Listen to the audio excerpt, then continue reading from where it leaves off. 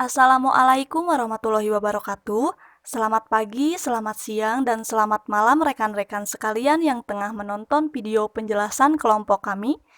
Kami kelompok 7 Anatomi Fisiologi Tubuh Manusia kelas A akan sedikit memaparkan materi mengenai sistem urinaria. Kelompok 7 beranggotakan saya sendiri, Mira Rosa Sintiawati, Tia Aliani Lestari, dan Anida Kamelia Febiana. Kami berharap rekan-rekan dapat menonton video penjelasan dari kami dengan kesungguhan hati dan mampu bertahan sampai pada detik terakhir video ini. Langsung saja kita beralih pada pemateri yang pertama. Terima kasih kepada moderator, saya akan menjelaskan materi yang pertama.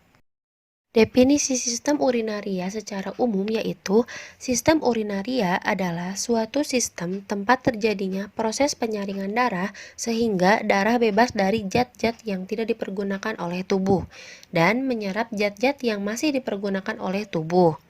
Zat-zat yang tidak dipergunakan oleh tubuh larut dalam air dan dikeluarkan berupa urin atau air kemih.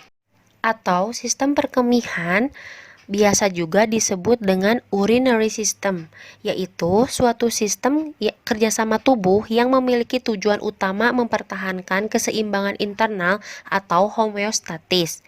Fungsi lainnya adalah untuk membuang produk-produk yang tidak dibutuhkan oleh tubuh. Definisi lain mengenai sistem urinaria yaitu, sistem urinaria adalah sistem organ yang memproduksi, menyimpan, dan mengalirkan atau mengeluarkan urin. Pada manusia, sistem ini terdiri dari 2 ginjal, 2 ureter, kandung kemih, 2 otot sphincter, dan uretra. Komponen atau susunan sistem urinaria melibatkan organ. Yang pertama ada ginjal yang menghasilkan urin. Yang kedua ada ureter yang menyalurkan urin dari ginjal ke kandung kemih atau vesika urinaria atau bladder. Yang ketiga ada kandung kemih atau vesika urinaria sebagai penampung. Dan yang terakhir ada uretra, yaitu yang mengeluarkan urin dari kandung kemih. Yang pertama ada ginjal. Definisi ginjal menurut Saifuddin tahun 2011 yaitu, ginjal merupakan organ terpenting dalam mempertahankan homeostatis cairan tubuh secara fisiologi. Berbagai fungsi ginjal untuk mempertahankan homeostatis dengan mengatur volume cairan, keseimbangan osmotik, asam basa, ekskresi sisa metabolisme, sistem pengaturan hormonal, dan metabolisme. Selanjutnya ada struktur anatomi ginjal. Yang pertama, ginjal merupakan sepasang organ yang memiliki bentuk menyerupai kacang dengan sisi cekungnya menghadap ke medial. Sisi cekung ini disebut dengan hilum yang merupakan tempat masuk dan keluarnya pembuluh-pembuluh ginjal. Yang kedua, ginjal terletak dalam rongga abdomen di belakang peritoneum, batas atas ginjal setinggi iga ke-11 dan ginjal kanan setinggi iga ke-12, serta batas bawah ginjal kiri setinggi vertebrae lumbalis ketiga. Ginjal kanan sedikit lebih rendah dari ginjal kiri karena adanya lobus hepatis dexter yang besar. Yang selanjutnya, berat ginjal laki-laki dewasa 150 sampai 170 gram. Berat ginjal wanita dewasa 115 sampai 155 gram. Ginjal terdiri dari 3 bagian. Yang pertama ada kulit ginjal atau korteks. Pada kulit ginjal terdapat bagian yang bertugas melaksanakan penyaringan darah yang disebut nefron. Pada tempat penyaringan darah ini banyak mengandung kapiler-kapiler darah yang tersusun bergumpal-gumpal, disebut glomerulus. Tiap glomerulus dikelilingi oleh simpai Bowman, dan gabungan antara glomerulus dengan simpai Bowman disebut badan Malpighi.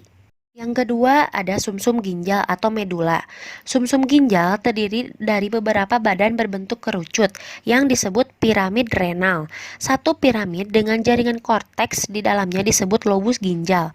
Piramid antara 8 hingga 18 buah tampak bergaris-garis karena terdiri atas berkas saluran paralel, tubuli, dan ductus colligentes. Di antara piramid terdapat jaringan korteks yang disebut dengan kolumna renal. Yang ketiga ada rongga ginjal atau pelvis renalis. Pelvis renalis adalah ujung ureter yang berpangkal di ginjal. berbentuk corong lebar. Pelvis renalis bercabang 2 atau 3 disebut calyx mayor, yang masing-masing bercabang membentuk beberapa calyx minor yang langsung menutupi papilla renis dari piramid. Selanjutnya ada nefron, yang merupakan satuan fungsional ginjal yang mengandung kira-kira 1,3 juta nefron, dan tiap nefron tersebut dapat membentuk urin sendiri. Selama 24 jam dapat menyaring 170 liter darah. Nefron juga terdiri dari dua bagian. Yang pertama, glomerulus. Bagian ini mengandung anyaman kapiler yang terletak di dalam kapsul Bowman dan menerima darah dari arteriola afferent. Glomerulus berdiameter 119 sampai 129 μm. Yang kedua ada tubulus renal yang terdiri dari kapsula glomerulus atau Bowman, tubulus proximal, ansa Henle, dan tubulus distal. Selanjutnya ada bagian-bagian dari nefron. Yang pertama, badan Malpighi yang terdiri atas glomerulus dan kapsula Bowman. Yang kedua ada glomerulus, tempat penyaringan darah dan menghasilkan urin primer. Yang ketiga adalah kapsula Bowman atau kantong yang membungkus glomerulus. Yang keempat adalah tubulus contortus proximal, tempat penyerapan kembali atau reabsorpsi. Yang kelima ada lengkung Henle, saluran berbentuk setengah lingkaran dan menjadi penghubung antara tubulus contortus proximal dan tubulus contortus distal. Lengkung Henle berfungsi agar urin tidak kembali ke tubulus contortus proximal. Yang keenam ada tubulus contortus distal, tempat proses augmentasi. Dan yang terakhir ada tubulus collectivus, tempat ditampungnya urin dari nefron untuk selanjutnya disalurkan ke pelvis menuju kandung kemih. Selanjutnya ada nefron berdasarkan letak glomerulusnya. Yang pertama, nefron kortikal yang superficial. Glomerulus kurang lebih 1 mm di bawah kapsula renalis. Ansa Henle pendek dengan kelokan di perbatasan antara medula dalam dan luar. Yang kedua ada nefron juxtamedula, glomerulus di perbatasan korteks medula, ansa Henle panjang mencapai medula bagian dalam sampai ke ujung papila. Selanjutnya ada lokasi atau letak ginjal. Ginjal terletak di bagian belakang abdomen atas, di belakang peritoneum, di depan dua kosta terakhir dan 3 otot-otot besar transversus abdominalis, quadratus lumborum, dan psoas mayor. Ginjal dipertahankan dalam posisi tersebut oleh bantalan lemak yang tebal. Di sebelah posterior dilindungi oleh kosta dan otot-otot yang meliputi kosta, sedangkan di anterior dilindungi oleh bantalan usus yang tebal. Fungsi dari ginjal yang pertama untuk mengekskresikan sebagian terbesar produk akhir metabolisme tubuh atau sisa metabolisme dan obat-obatan. Yang kedua untuk mengontrol sekresi hormon-hormon aldosteron dan ADH dalam mengatur jumlah cairan tubuh. Yang ketiga untuk membantu mempertahankan keseimbangan asam basa dengan mengatur kadar ion H+ dan HCO3-. Yang keempat untuk mengatur metabolisme ion kalsium dan vitamin D. Dan yang kelima untuk menghasilkan beberapa hormon antara lain hormon eritropoetin yang berfungsi dalam pembentukan sel darah merah, dan yang kedua renin yang berperan dalam mengatur tekanan darah serta hormon prostaglandin. Yang kedua ada ureter. Definisi dari ureter adalah suatu saluran muskuler berbentuk silinder yang menghantarkan urin dari ginjal menuju kandung kemih. Panjang ureter adalah sekitar 20-30 cm dengan diameter maksimum sekitar 1,7 cm di dekat kandung kemih dan berjalan dari hilus ginjal menuju kandung kemih.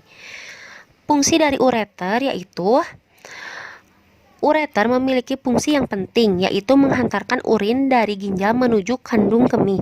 Lapisan dinding ureter yang terdiri dari otot-otot polos sirkuler dan longitudinal menimbulkan gerakan-gerakan peristaltik atau berkontraksi setiap 5 menit sekali, guna untuk mendorong air kemih kemudian disemprotkan dalam bentuk pancaran melalui osteum uretralis masuk ke dalam kandung kemih. Sewaktu masuk kandung kemih, dinding atas dan dinding bawah ureter akan tertutup dan pada saat kandung kemih penuh akan terbentuk katup atau valvula yang mencegah kembalinya urin dari kandung kemih. Selanjutnya, struktur anatomi dari ureter. Saluran ini menyempit di 3 tempat, yaitu titik asal ureter pada pelvis renalis, titik saat melewati pinggiran pelvis renalis, dan titik pertemuan ureter dengan kandung kemih. Yang kedua, dinding ureter terdiri dari 3 lapisan jaringan, yaitu jaringan fibrosa atau jaringan paling luar, jaringan muscularis longitudinal ke arah dalam, dan otot polos sirkular ke arah luar. Yang ketiga, epitelium mukosa mensekresikan selaput mukus pelindung. Dan yang ketiga, lapisan dinding ureter menimbulkan gerakan-gerakan peristaltik tiap 5 menit sekali, yang berfungsi untuk mendorong air kemih masuk ke dalam kandung kemih vesika urinaria. Selanjutnya, lokasi atau letak ureter. Berdasarkan letak anatomisnya, ureter ini dibagi menjadi 2, yaitu ureter pars abdominalis yang berada di dalam rongga abdomen, yang kedua ureter pars pelvis yang berada di dalam rongga pelvis. Pada pria, ureter terdapat di bagian pisura seminalis atas yang disilangi oleh ductus deferens dan dikelilingi oleh plexus vesicalis. Kemudian, ureter berjalan oblique sepanjang 2 cm di dalam dinding kandung kemih pada sudut lateral dari trigonum vesica. Selanjutnya, pada wanita, ureter terdapat di belakang fossa ovarica yang berjalan ke bagian medial dan ke depan ke bagian lateral cervix uteri di bagian atas vagina untuk mencapai fundus vesika urinaria. Dalam perjalanannya, ureter ini didampingi oleh arteri uterina sepanjang 2,5 cm dan selanjutnya arteri ini menyilang ureter dan menuju ke atas di antara lapisan ligamentum. Yang ketiga ada kandung kemih. Definisi dari kandung kemih ialah organ yang menjadi bagian dari sistem ekskresi tubuh. Lokasi atau letak kandung kemih yaitu di area panggul, tepatnya di bagian belakang tulang kemaluan. Organ tubuh yang satu ini memiliki bentuk menyerupai kantong dan terdiri dari jaringan otot untuk menunjang fungsinya. Fungsi dari kandung kemih ini yaitu tak lain untuk menyimpan urin yang dikirim oleh ginjal sebelum urin siap dikeluarkan dari dalam tubuh melalui mekanisme yang kita kenal sebagai buang air kecil atau BAK. Saat organ ini terisi 400-600 mili urin, sistem sarafnya akan memberikan tanda berupa sensasi penuh. Setelah itu, otot akan berkontraksi guna memberikan jalan bagi urin keluar melalui saluran kemih atau uretra. Selanjutnya ada struktur anatomi kandung kemih. Yang pertama ada trigon. Bagian yang pertama adalah trigonum vesicalis alias trigon adalah area dengan bentuk menyerupai segitiga yang letaknya di antara kandung kemih dan saluran kemih atau uretra. Trigon yang terbentuk dari ureter-ureter kanan dan kiri dan lubang uretra internal ini menjadi bagian dari kandung kemih bagian internal. Dari ginjal, urin akan dikirim menuju organ ini untuk kemudian disimpan di dalam trigon. Proses ini sendiri ditunjang oleh saluran ureter yang berjumlah 2 buah. Selanjutnya ada afek. Afek adalah bagian yang letaknya dekat dengan simfisis kemaluan. Afek ini terhubung dengan umbilikus melalui ligamen pusat. Yang ketiga ada otot kandung kemih. Organ ini juga terdiri dari sejumlah otot yang mana kehadiran otot ini sangat penting utamanya dalam menunjang mekanisme pembuangan urin dari dalam tubuh. Ada sejumlah jenis otot yang ada pada kandung kemih, yaitu yang pertama ada otot detrusor adalah otot yang akan berkontraksi saat sistem saraf kemih sudah memberikan tanda bahwa urin sudah siap dan harus segera dikeluarkan. Yang kedua ada sphincter uretra internal, yaitu otot berbentuk katup yang akan terbuka ketika hendak berkemih atau buang air kecil. Pada pria, otot sphincter ini juga berfungsi pada saat terjadi ejakulasi. Selanjutnya yaitu sphincter uretra eksternal, yaitu otot yang juga berupa katup. Baik pria maupun wanita memiliki struktur otot sphincter eksternal yang sama. Kendati pada pria mekanismenya lebih kompleks. Dan yang terakhir ada uretra. Definisi dari uretra adalah tabung yang bertanggung jawab untuk memungkinkan urin dapat meninggalkan tubuh dengan mengosongkan dari kandung kemih. Lokasi dari uretra yaitu Lokasinya berbeda antara pria dan wanita. Uretra berbentuk lubang kecil yang pada wanita terletak di atas lubang vagina, sedangkan pada pria berada di dalam dekat dengan pangkal penis. Fungsi dari uretra yaitu fungsi utamanya dari uretra pada wanita adalah untuk membawa urin dari tubuh. Pada pria, fungsi uretra adalah untuk mengangkut semen dan urin dari tubuh. Ketika organ kelamin laki-laki menegang, aliran urin diblokir dari uretra, sehingga membiarkan hanya semen yang akan keluar saat hubungan intim. Dan ada struktur anatomi uretra. Ketika uretra menyempit, maka aliran kemih akan terhambat. Hal ini dikenal sebagai struktur dari uretra. Struktur anatomi uretra ada dua, yaitu pada pria dan pada wanita. Uretra pria yaitu panjangnya 18,75 sampai 20 cm. Pembagian uretra pada pria yaitu ada dua, yaitu uretra posterior yang terdapat pars prostatica yang panjangnya 2,5 cm dan pars membranacea yang panjangnya 2 cm. Yang kedua ada uretra anterior yang di dalamnya terdapat pars cavernosa atau spongiosa yang panjangnya 15 cm dan ada pars bulbaris dan pars glandis. Pada uretra wanita, panjang uretranya sekitar 2,5 sampai 4 cm. Lapisan uretra pada wanita terdiri dari tunika muscularis sebelah luar, lapisan spongiosa merupakan plexus dari vena-vena dan lapisan mukosa atau lapisan sebelah dalam.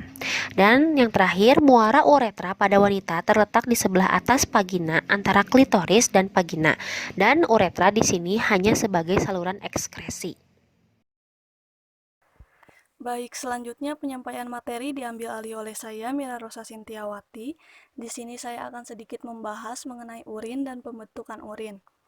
Urin atau air seni atau air kencing adalah cairan sisa yang diekskresikan oleh ginjal yang kemudian akan dikeluarkan dari dalam tubuh melalui proses urinasi. Ekskresi urin ini diperlukan untuk membuang molekul-molekul sisa dalam darah yang disaring oleh ginjal dan juga bertujuan untuk menjaga homeostatis cairan tubuh. Urin ini disaring di dalam ginjal, dibawa melalui ureter menuju kandung kemih, lalu akhirnya dibuang keluar tubuh melalui uretra. Kemudian sifat-sifat urin. Yang pertama dari segi warna. Urin jika encer dapat berwarna kuning pucat dan kuning pekat jika kental. Urin segar biasanya jernih dan menjadi keruh jika didiamkan. Kekeruhan tersebut dapat terjadi karena kondisi lingkungan. Kemudian ada dari segi bau, urin ini memiliki bau yang khas dan cenderung berbau amonia jika didiamkan. Bau ini dapat bervariasi sesuai dengan pola diet atau pola makan seseorang. Pada diabetes yang tidak terkontrol, aseton menghasilkan bau manis pada urin. Kemudian dari segi asiditas atau alkalitas. Asiditas atau alkalitas ini merupakan parameter yang menjabarkan keasaman atau kebasaan. pH urin bervariasi antara 4,8 sampai 7,5 dan biasanya atau pada umumnya sekitar 6,0. Tetapi juga bergantung pada diet atau pola makan seseorang. Ingesti makanan yang berprotein tinggi akan meningkatkan asiditas, sementara sayuran akan meningkatkan alkalitas. Kemudian dari segi berat jenis. Berat jenis urin berkisar antara 1001 sampai 1035 bergantung pada konsentrasi urin itu sendiri. Kemudian jumlah ekskresi dalam 24 jam kurang lebih 1500 cc tergantung dari masuknya atau intake cairan serta faktor lainnya. Lalu kemudian ada komposisi urin.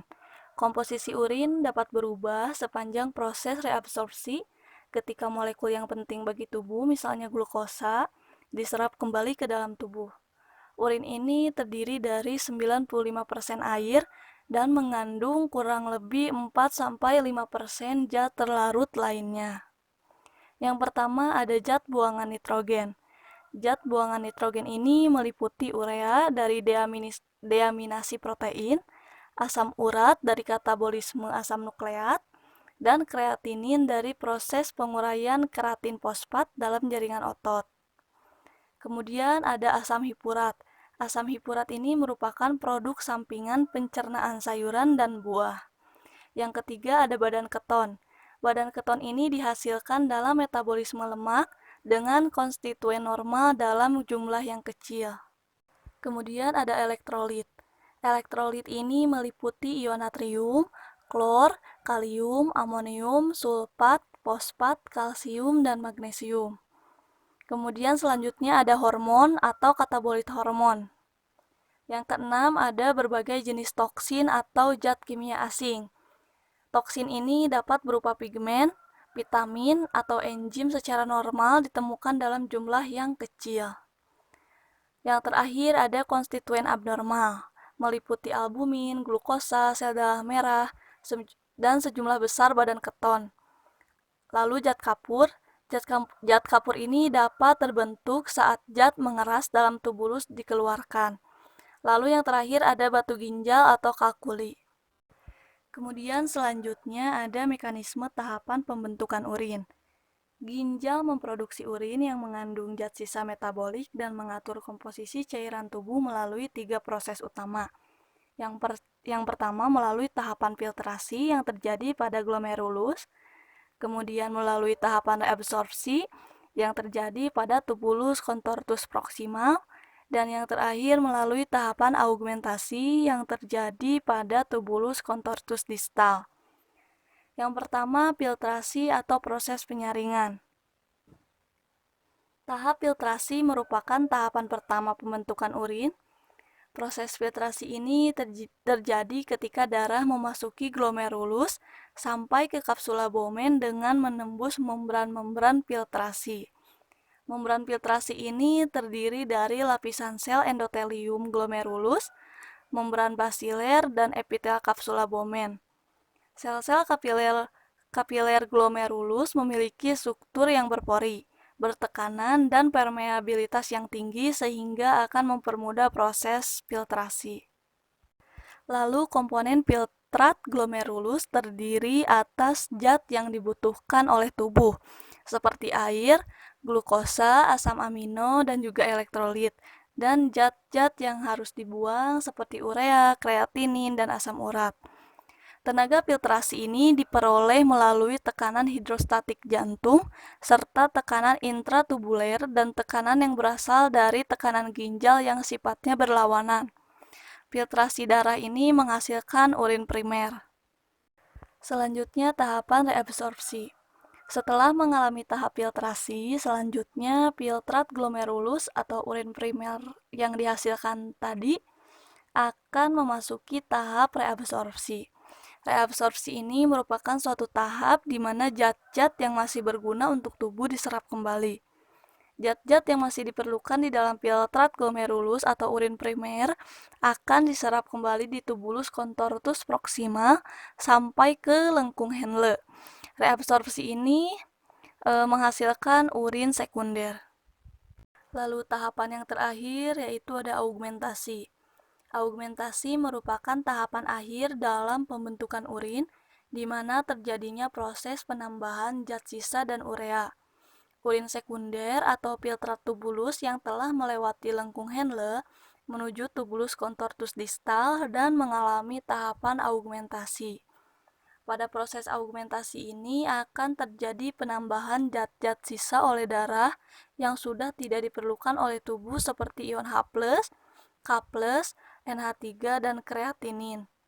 Pengeluaran ion H+ ini dilakukan untuk menjaga pH dalam darah. Proses augmentasi ini menghasilkan urin sesungguhnya dan mengandung sedikit air. Urin sesungguhnya mengandung urea, asam urin, amonia, sisa pembongkaran protein, dan zat-zat berlebihan dalam darah seperti vitamin, obat-obatan, hormon, dan garam mineral. Augmentasi ini menghasilkan urin tersier atau urin sesungguhnya. Kemudian selanjutnya dalam sistem urinaria ini ada istilah yang dikenal dengan mikturisi.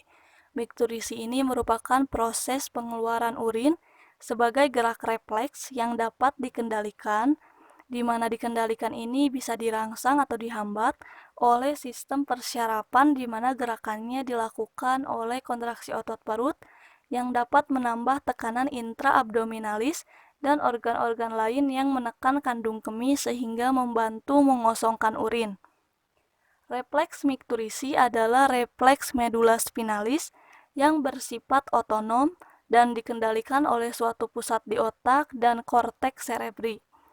Refleks mikturisi ini merupakan penyebab dasar dalam berkemih. Selain melalui refleks, urin juga dapat dikeluarkan secara volunteer atau dikehendaki. Mekanisme pengeluaran urin secara volunteer ini biasanya dimulai dengan cara mula-mula seseorang secara volunteer mengkontraksikan otot perutnya yang akan meningkatkan tekanan di dalam kandung kemih dan juga uretra posterior dalam keadaan di bawah tekanan, sehingga akan meregangkan dindingnya. Hal tersebut ini memicu regangnya reseptor yang akan mencetuskan refleks mikturisi dan secara bersamaan menghambat sphincter uretra eksterna. Biasanya seluruh urin ini akan dikeluarkan dan hanya menyisakan tidak lebih dari 5-10 mm urin di dalam kandung kemih.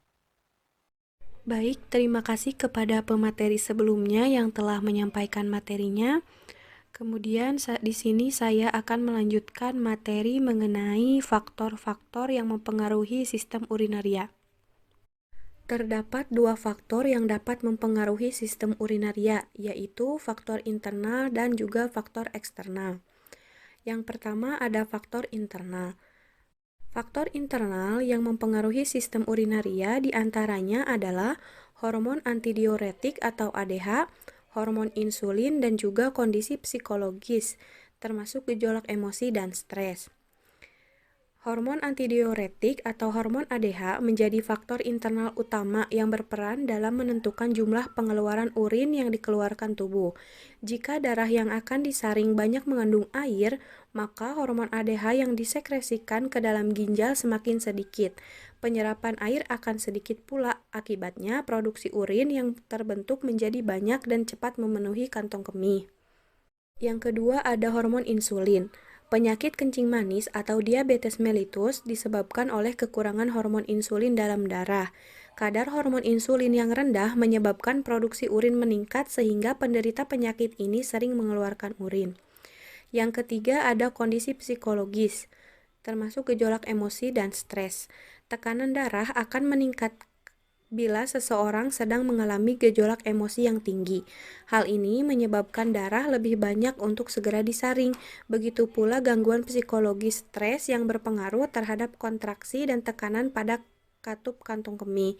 Ini akan mendorong orang untuk buang air kecil lebih sering. Selanjutnya ada faktor eksternal. Faktor eksternal diantaranya ada suhu lingkungan, konsumsi garam, jumlah air yang diminum, dan konsumsi alkohol dan kafein. Suhu lingkungan berpengaruh terhadap sistem urinaria. Saat cuaca dingin, orang akan lebih sering untuk mengeluarkan urin.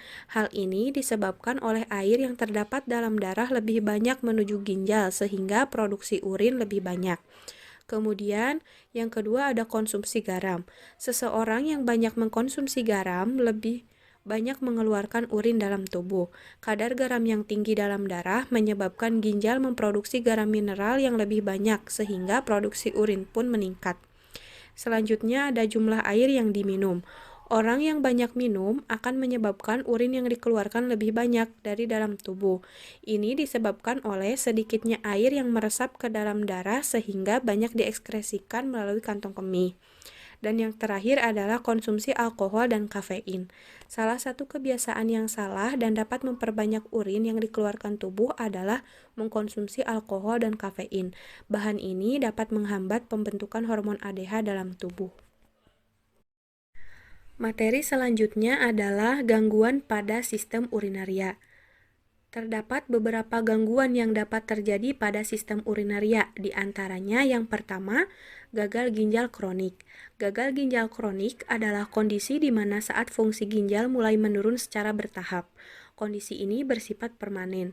Status gagal ginjal kronik berubah menjadi gagal ginjal ketika fungsi ginjal telah menurun hingga mencapai tahap atau stadium akhir.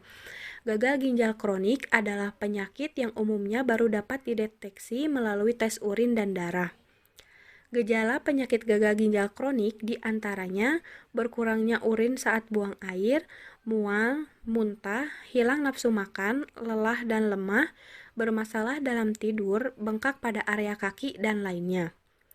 Ada beberapa kondisi yang menyebabkan penyakit gagal ginjal kronik, diantaranya gangguan ginjal polisistik, yaitu kondisi saat kedua ginjal berukuran lebih besar dari normal.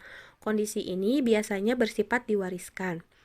Peradangan pada ginjal, infeksi pada ginjal, adanya penyumbatan seperti yang disebabkan oleh batu ginjal dan gangguan prostat, kemudian penggunaan rutin obat-obatan tertentu dalam jangka panjang seperti antiinflamasi non-steroid termasuk aspirin dan ibuprofen. Kemudian, lupus eritematosus sistemin, yaitu kondisi di mana saat sistem kekebalan tubuh menyerang dan mengenali ginjal sebagai jaringan asing. Dan yang terakhir adalah kegagalan pertumbuhan ginjal pada saat janin saat di dalam kandungan. Gangguan yang kedua pada sistem urinaria adalah sistisis. Sistisis adalah peradangan kandung kemih yang seringkali disebabkan oleh infeksi bakteri. Peradangan tersebut dapat mengakibatkan kandung kemih teriritasi, memerah, dan membengkak.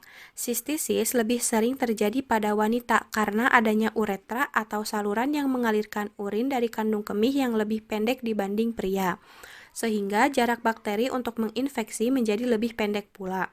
Pada beberapa kasus, penyakit ini dapat sembuh dengan sendirinya, namun terkadang dapat menyebabkan infeksi yang menyebar hingga ginjal sehingga perlu pertolongan medis jika gejala tidak membaik.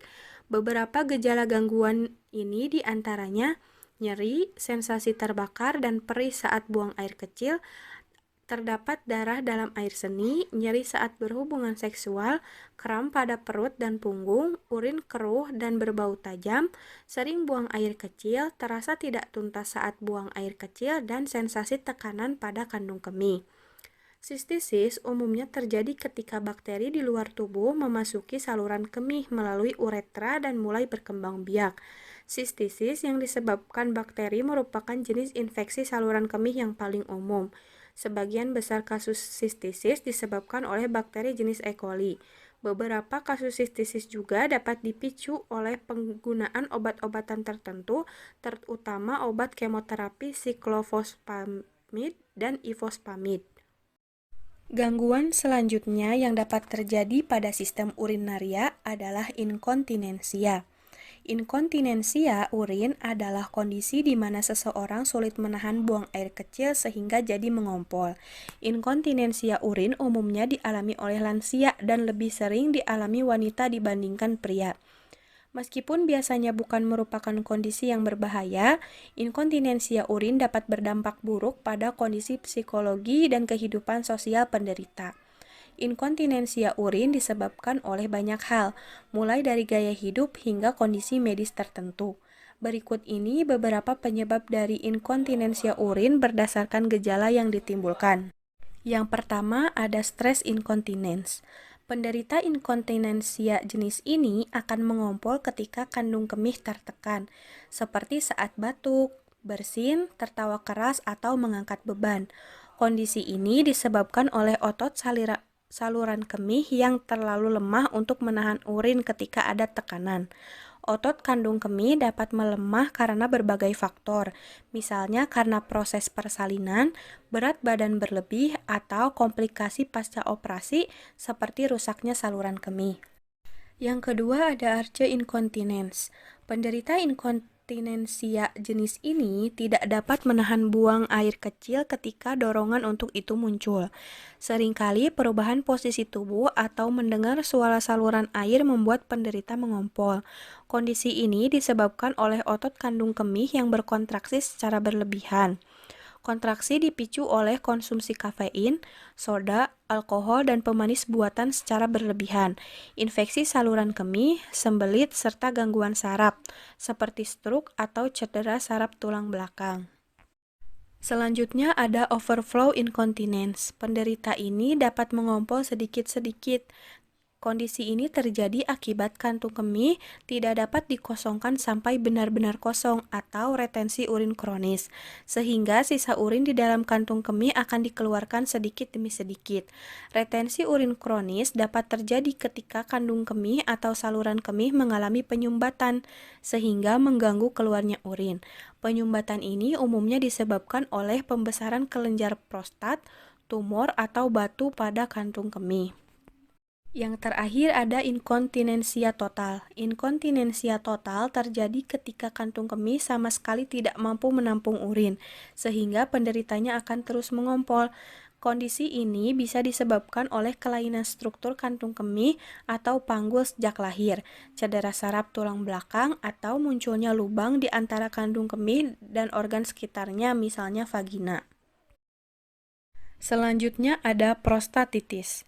Prostatitis adalah peradangan pada kelenjar prostat yang bisa terjadi tiba-tiba atau akut, atau berkembang secara bertahap dalam waktu yang lama atau kronis.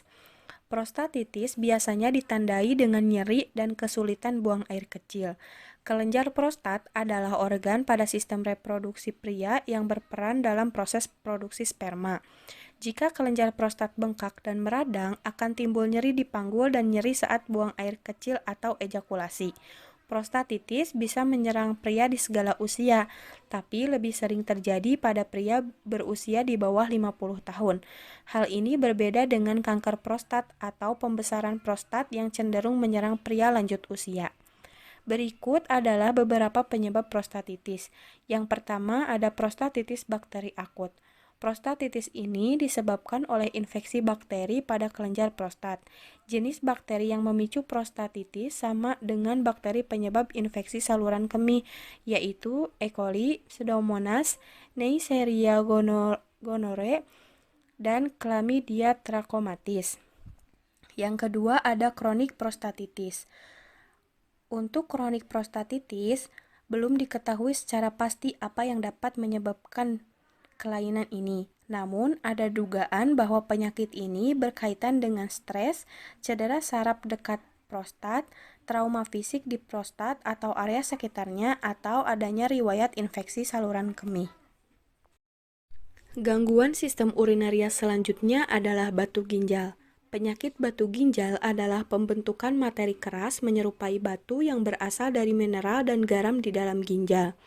Batu ginjal dapat terjadi di sepanjang saluran urin, dari ginjal, ureter, kandung kemih, serta uretra. Batu ginjal terbentuk dari limbah dalam darah yang membentuk massa padat dan menumpuk di ginjal. Contoh zat kimia yang dapat membentuk batu ginjal adalah kalsium dan asam oksalat. Seiring waktu, materi tersebut semakin keras dan menyerupai bentuk batu. Penyebab batu ginjal ini dapat dipicu oleh beragam kondisi seperti kurang minum air putih, berat badan berlebih, atau akibat efek samping operasi pada organ pencernaan. Endapan batu di dalam ginjal bisa disebabkan oleh makanan atau masalah kesehatan lain yang mendasarinya. Batu ginjal dapat berpindah dan tidak selalu berada dalam ginjal. Perpindahan batu ginjal, terutama yang berukuran besar, akan mengalami kesulitan menuju ureter yang kecil dan halus hingga kandung kemih, lalu dikeluarkan melalui uretra. Kondisi ini dapat menimbulkan iritasi saluran kemih. Sebagian besar kasus penyakit batu ginjal dialami orang-orang berusia 30-60 tahun. Gejala batu ginjal seringkali baru muncul apabila batu ginjal sudah berukuran besar. Gejala tersebut meliputi sering buang air kecil, sakit saat buang air kecil, jumlah urin yang keluar sedikit, atau urin tidak keluar sama sekali.